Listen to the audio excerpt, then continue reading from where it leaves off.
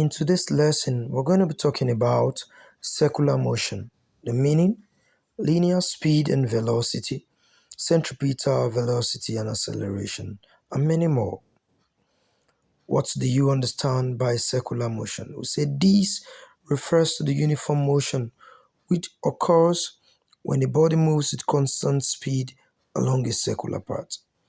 Examples include when a stone is tied to a string and wheeled in a horizontal vertical position.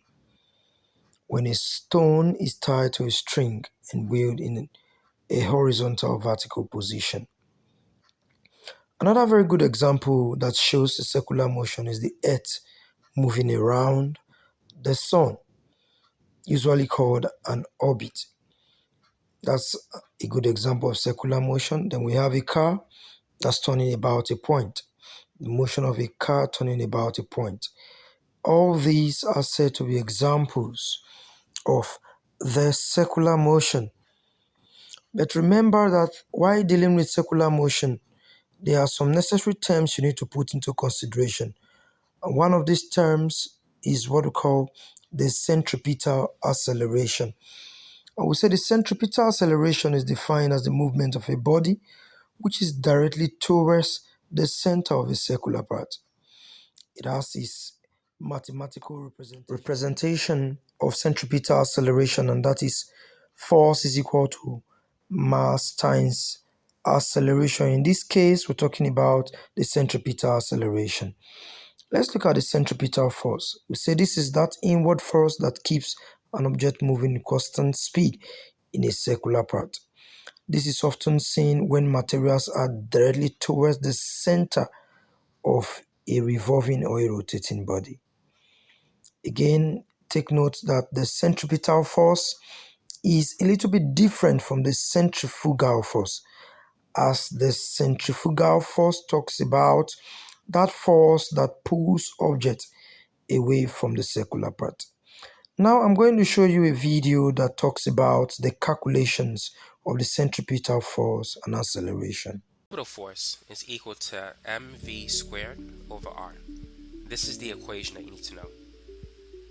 Centripetal force is proportional to the mass, is proportional to the square of the velocity, and is inversely related to the radius of the circle.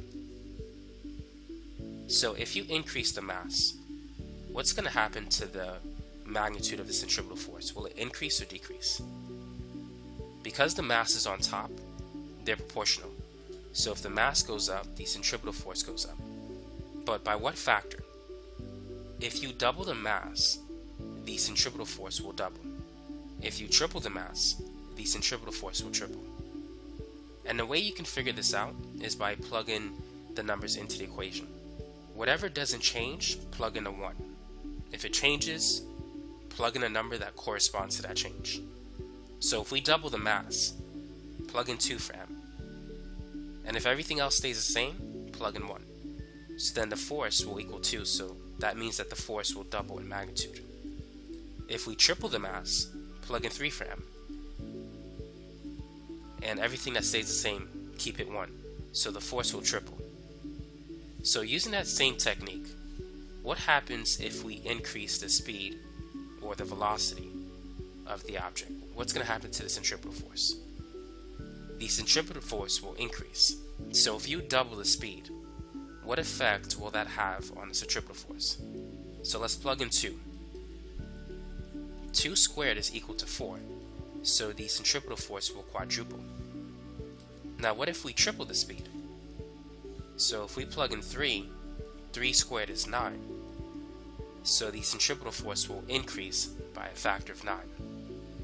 If we quadruple the speed, if we multiply by a factor of 4, the centripetal force will increase by 4 squared or 16. Now what about the radius? If we increase the radius, what's going to happen to the centripetal force? So because the radius is on the bottom of the equation, it's inversely related to the centripetal force, meaning that if you increase the radius, the centripetal force will decrease. So if we increase the radius by a factor of 2, how much will the centripetal force decrease by? So if we plug in 1 for everything that stays the same, and plug in 2 for r, the centripetal force will be 1/2 of its original value, which means that it decreases by a factor of 2. Now, what if we triple the radius? So in this case, the centripetal force will be 1/3 of its original value, which means that it decreases by a factor of 3. Now, what if we cut the distance by a half? So if we make the radius smaller, what effect will that have on the centripetal force? So this is 1 over 1/2. 1 divided by a half is equal to 2. So the centripetal force will increase by a factor of 2. Now, what if we double the mass, triple the radius, or better yet, let's say if we double the mass, triple the speed, and if we decrease the radius by a factor of 4, what's going to happen to the centripetal force? So let's plug in 2 for m, 3 for v, and 1/4 for r, since we decreased the radius by a factor of 4. So it's 1/4 of its original value. 3 squared is 9 times 2, that's 18. So this is 18 divided by 1/4. 18 divided by 1/4 is equal to 18 times 4. So the centripetal force is 72 times as great. So it increases by a factor of 72. And so that's how you can answer these types of problems. You can take that approach to solve it.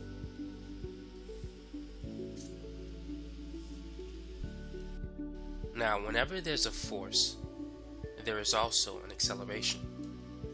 And according to Newton's second law, net force is equal to mass times acceleration.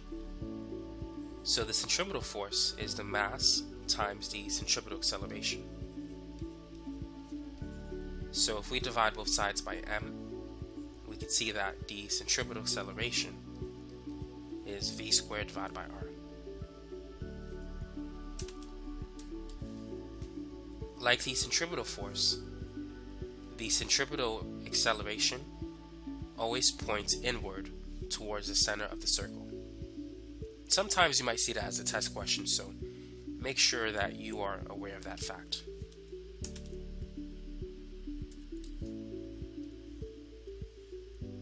Now, let's say if you have a circle and an object moving in that circle.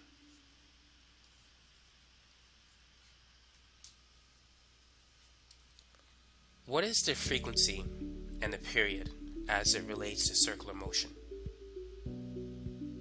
The frequency is the number of revolutions that this object makes in 1 second. So let's say if it makes 5 revolutions per second, then the frequency is 5. The period is the time it takes to make 1 revolution. So the period is 1 over f. So frequency is the number of revolutions divided by the time. And so that's going to give you the revolutions per 1 second. The period is the time divided by the number of revolutions.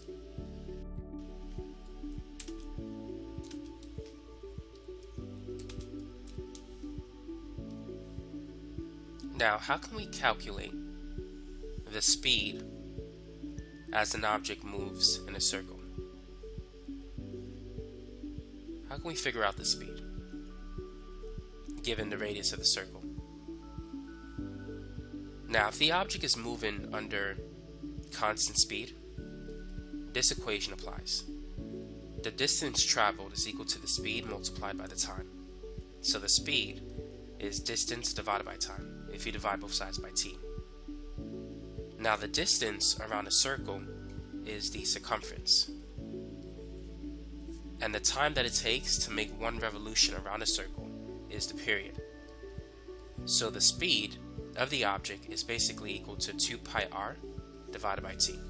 So that's one equation that you want to know. So sometimes you may need to calculate the centripetal acceleration using period. Centripetal acceleration is v squared divided by r, which is the same as v squared over 1 times 1 over r. And we know that v is equal to 2 pi r divided by the period. So what we could do is replace v with 2 pi r divided by t squared times 1 over r. 2 squared is 4, so we have 4 pi squared r squared over t squared times 1 over r. So one of the r's cancel. So therefore we have the formula for centripetal acceleration. So the centripetal acceleration is also equal to 4 pi squared times r divided by t squared. So if you know the radius of the circle and the time it takes to make one revolution, you can use that to calculate the centripetal acceleration. The units for centripetal acceleration is meters per second squared. So if you want to get these units, make sure that the radius is in meters and the period is in seconds. So here's a practice problem that covers all of the equations, or at least most of them, that we've covered at this point. So feel free to pause the video and work out this example. So we have this 2 kilogram ball and it moves in a circle of radius 10. It makes 20 revolutions every 4 seconds. What is the frequency, period, centripetal acceleration, centripetal force, and the speed? So let's say this is the ball and it moves in a circle and the radius of that circle is 10 meters. So let's find the frequency first. So the frequency is the number of revolutions divided by the time. It's the revolutions per 1 second. So there's 20 revolutions in 4 seconds. If we divide it, we'll get 5 revolutions per 1 second. So that's the frequency. That's how many cycles how many cycles per second is occurring. So the ball moves 5 times around a circle in 1 second. Now what is the period? The period is 1 over frequency, or we can say it's the time divided by the number of revolutions. So the time is 4 seconds and there's 20 revolutions. 4 over 20 is the same as 1 over 5, so it's 1/5 seconds per revolution. So the period is 1 over 5, or 0.2 seconds. Typically the unit for period is simply seconds, but it's important to understand what it really means. It's 0.2 seconds per 1 revolution. Now that we have the period, what is the centripetal acceleration? So we can use this formula to find the centripetal acceleration. It's 4 pi squared times r divided by t squared. So let's plug in the data that we have. The radius is 10 meters and the period is 0.2 seconds. And let's not forget to square it. So 4 times pi squared, that's 39.478. And then let's multiply that by 10, which is 394.78 divided by 0.2 squared. So the centripetal acceleration is very large. It's 9,869.6 meters per second squared. So this ball is moving pretty fast. 5 revolutions in 1 second, that in a radius of 10 meters. That's pretty fast. Now, even though this problem is not practical, I just want you to be familiar with the equations and how to use them. Now let's calculate the centripetal force. If you have the centripetal acceleration, the centripetal force is simply the mass times the centripetal acceleration. So it's 2 kilograms times 9,869.6. So this is going to be 19,739 newtons. Now what about the speed? How can we calculate the speed? Now that we have the centripetal acceleration, we can find the speed using this equation. Or we could find the speed using this equation too. So let's use this one, since we already have the radius and the period. The radius is 10 meters, and the period we said was 0.2 seconds.